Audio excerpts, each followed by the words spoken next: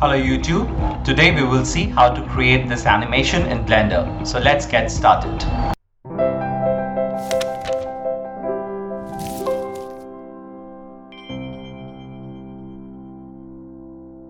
Let's start by creating a new file. Select the cube, go to the scale option and decrease the size of the cube. Once done that, let's go to add menu and add a simple plane object. Let's scale it up.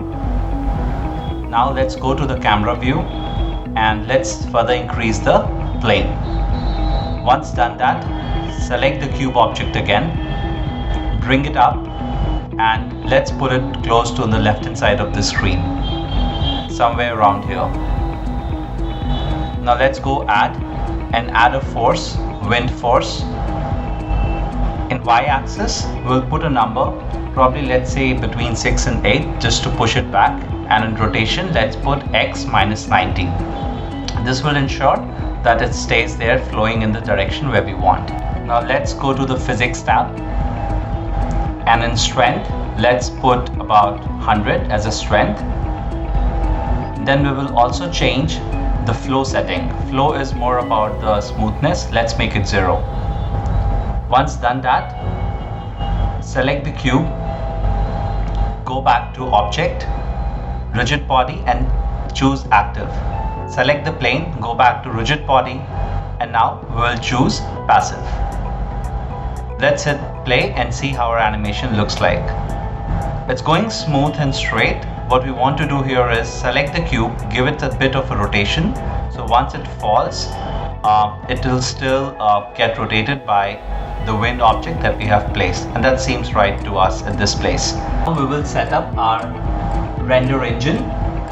I'm using cycles and using my GPU. Let's go down and switch off here, we won't need it. And under performance, set the tiles to 512 by 512. If you're using your CPU, leave it at 64 by 64. Once done that, let's go to output and I'm choosing a preset of 720p and changing the frame rate to 30 FPS. Let's rewind and play just to see after these changes the animation is still how we want it to be. Just trying to see a little bit at the edge. I want to ensure that that's fine. I'm just going quickly into my view, locking the camera so I can rotate it and just ensure the cube as it goes outside the region. And that seems fine. Let's rewind and let's set the start to 0 frame instead from 1. I'm hitting play again just to see how it looks like. And seems fine to me. Once we have done that, I'm gonna lock it at 180 frames. That's where it seems it's gone out. And now we will focus on setting up the final output. Let's go to the file format and from PNG set it to AVI, and set the quality to 100. I'm putting it at default TMP export, which is the default location. Now selecting the cube, I'm going to add some of the shadings. For that, let's go to shading workspace. Here, let's kill the default one, or you can simply press X to delete. And I'm going to add a shader, which is an emissions shader. Let's join the nodes. And I'm going to increase the value by 2. Once we have done that, let's add a default color slot for plane. Make the color dark, and I'm going to play with roughness, specular, and a bit of metallic properties. Feel free to choose and play with these settings.